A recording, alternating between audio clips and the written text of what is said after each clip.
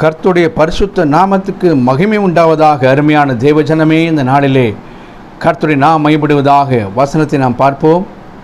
ஏற்ற காலத்தில் உயர்த்தும்படி அவருடைய பலத்த கரத்துக்குள்ள அடங்கியல் என்று வேதம் சொல்கிறது. வேதத்தில் பார்க்கும்போது யோசேப்பு தேவனுடைய கரத்தில் அடங்கியிருந்தார். எத்தனை பாடுகள் சோதனை வந்தது. தன் சகோதரால் அவள் வெறுக்கப்பட்டார். குழியிலே போடப்பட்ட அந்நிய தேசம் விற்கப்பட்ட யோசேப்பு அமைதியோடு கூட இருந்தார், தாழ்மையோடு இருந்தார். பலவித சோதனைக்குள்ளாக கொண்டு செல்லப்பட்டார். செய்யாத தவறுக்காக தண்டனை அனுபவித்தார். எல்லாவற்றையும் சகித்து கொண்ட யோசேப்பை தேவன் ஒரு நாளிலே எல்லாவற்றுக்கும் மேலாக உயர்த்தினார் என்று பார்க்கிறோம். கர்த்தருக்கு மகிமை உண்டாவதாக. இன்று சோதனை நேரத்தில் நீங்கள் தேவன் சமூகத்தில் அமைதியோடு காத்திருக்கும் போது ஏற்ற காலம் என்று ஒன்று உண்டு.